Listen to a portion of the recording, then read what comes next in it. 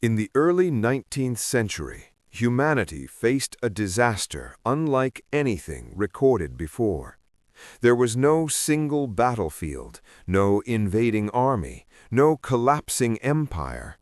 Instead, something far more terrifying happened. The seasons themselves broke. Across the world, people noticed the same unsettling signs. Summers felt cold, skies remained dark for weeks, rain fell endlessly in some regions, while others froze unexpectedly. Crops that had sustained families for generations suddenly failed.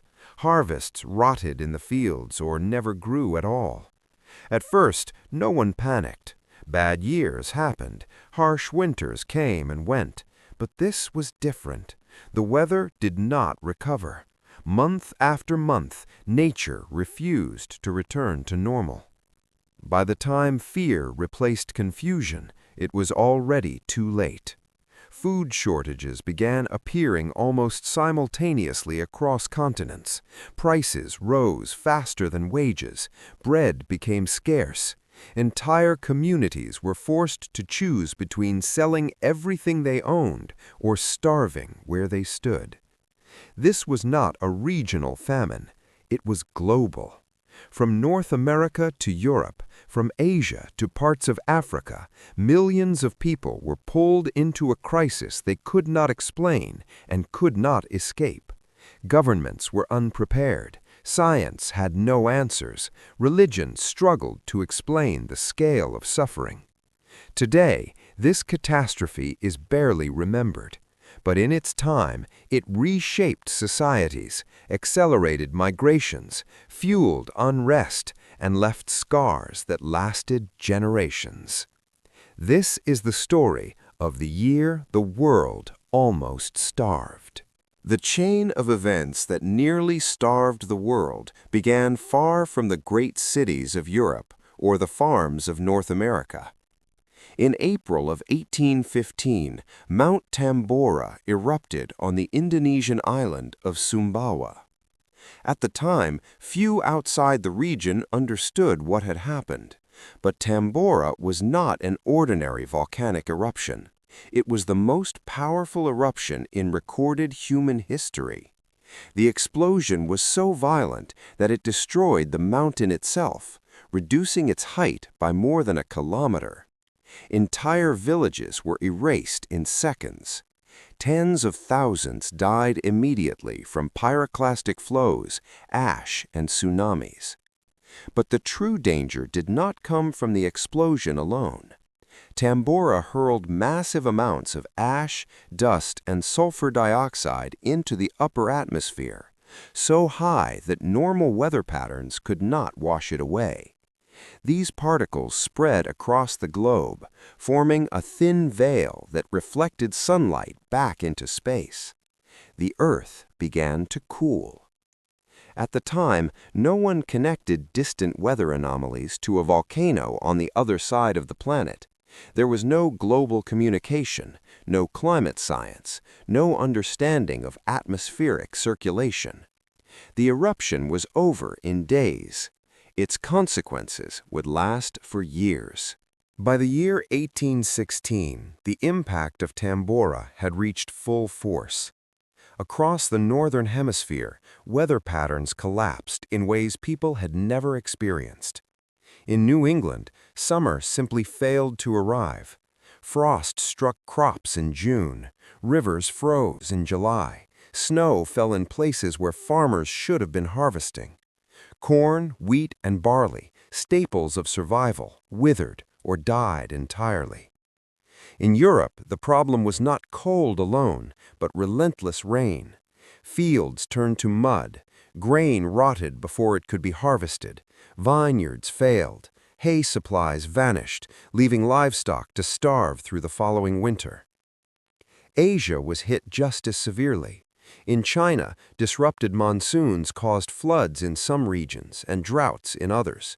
Rice harvests collapsed.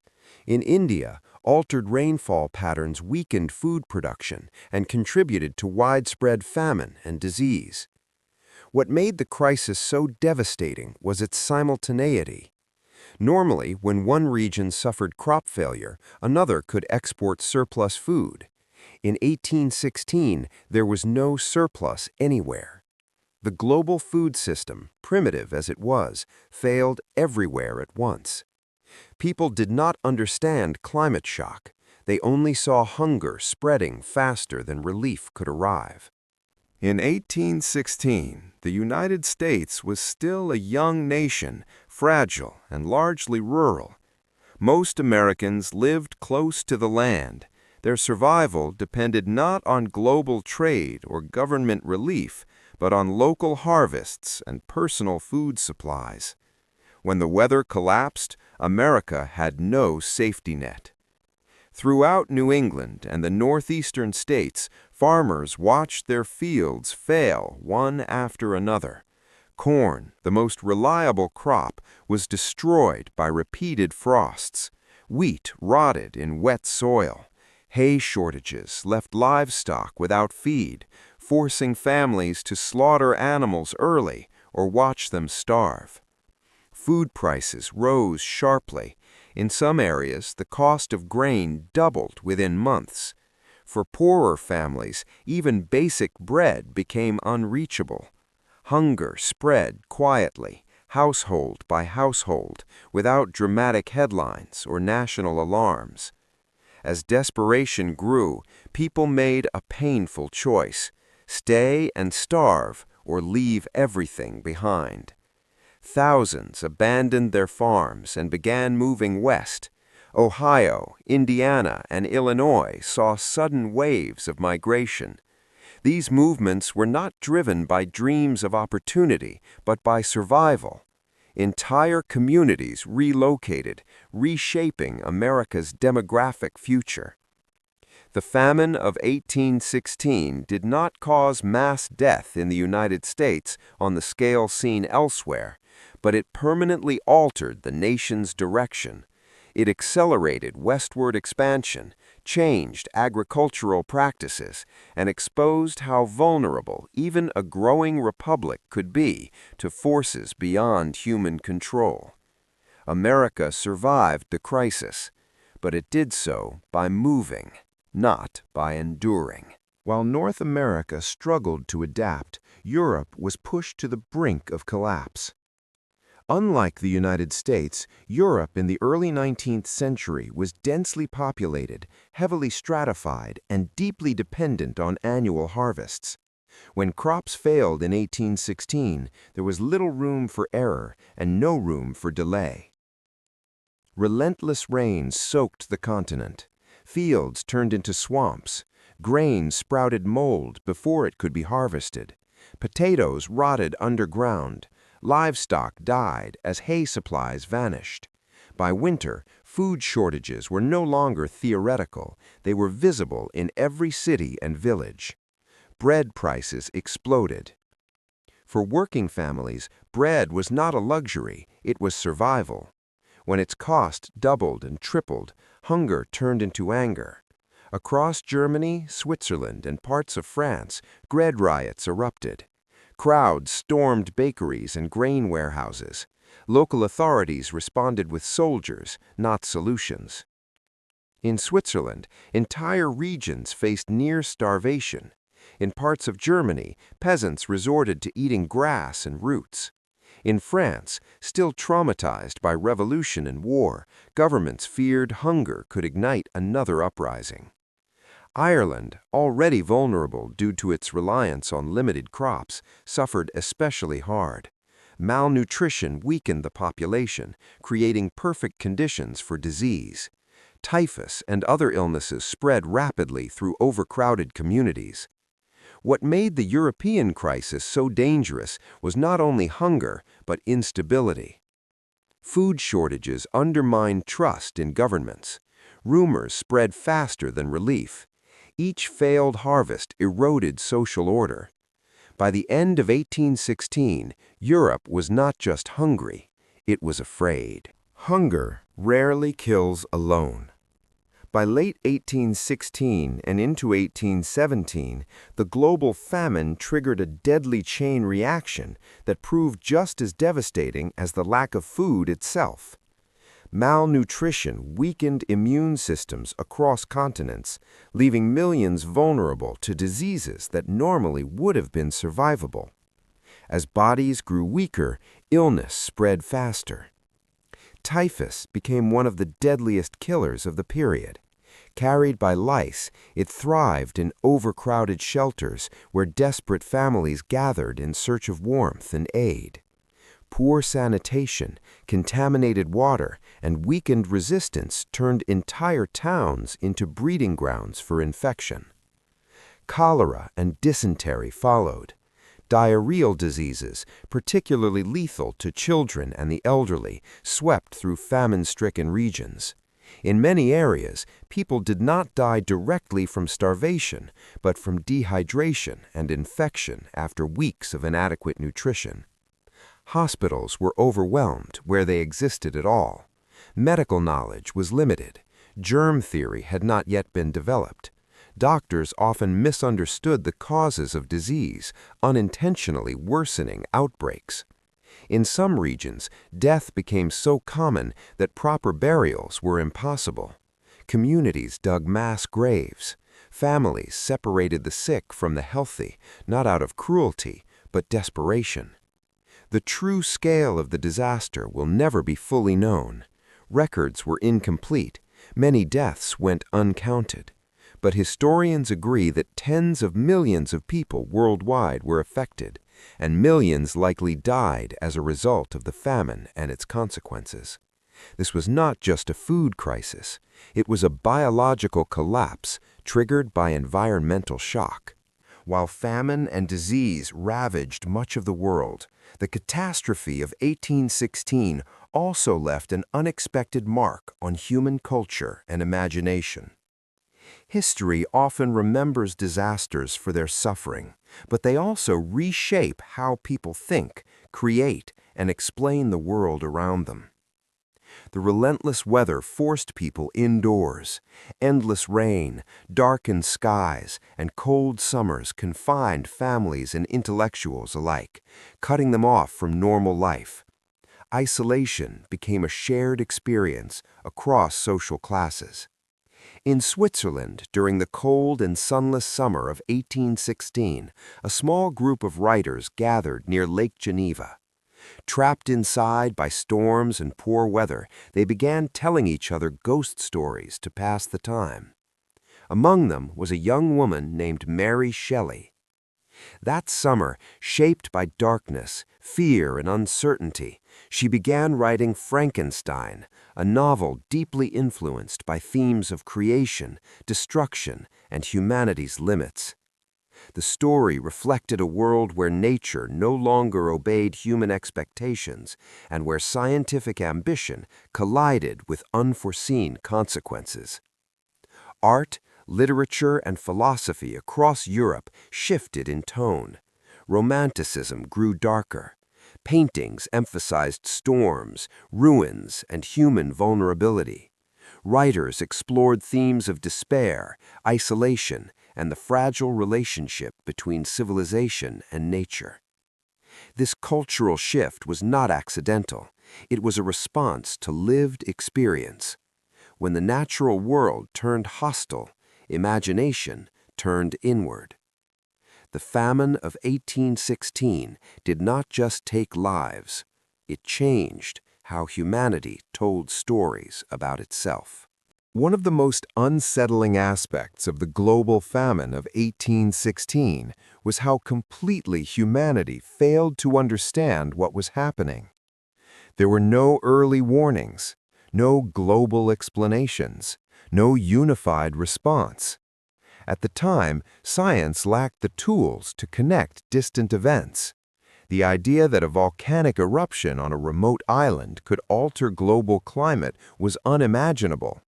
Weather was seen as local, seasonal, and largely unpredictable, but never planetary. There were no satellites to observe atmospheric changes. no international communication networks to compare weather patterns across continents. Each region believed it was suffering alone. As confusion grew, people searched for explanations that fit their worldview. Some blamed divine punishment. Others accused governments of hoarding food or manipulating prices. In many regions, the poor and the foreign were scapegoated, deepening social divisions. Few suspected that the true cause was invisible, suspended high in the atmosphere. Even educated scholars struggled. Meteorology was in its infancy. Climate science did not exist. Observations were fragmented, and theories remained speculative. By the time scientists began noticing global patterns, the worst of the famine had already passed. The tragedy of 1816 was not just environmental, it was epistemological. Humanity did not yet understand the systems it depended on, and without that understanding, it was powerless to respond. By 1817, the skies slowly began to clear. Temperatures stabilized. Crops returned. On the surface, it appeared that the crisis had passed. But history rarely ends when suffering stops. The famine of 1816-1817 left a long and complex legacy that reshaped societies long after food supplies recovered. Migration patterns had shifted. Entire regions were depopulated. Families that had abandoned their homes rarely returned, permanently altering demographic landscapes in both Europe and North America. Governments, shaken by unrest and starvation, began to reconsider food security. In parts of Europe, agricultural reforms accelerated. Crop diversification increased. New methods of storage and distribution were explored, not out of innovation alone, but fear. In the United States, westward migration continued, fueled in part by memories of failed harvests in the East. The idea that land and survival were tied together became deeply embedded in American identity. The famine also influenced scientific thought. Gradually, scholars began to recognize patterns connecting volcanic eruptions, atmospheric changes, and climate disruption. These early observations would later contribute to the foundations of modern climatology. Most importantly, the crisis left a psychological imprint. Communities that survived carried collective memory, stories of hunger, loss, and vulnerability.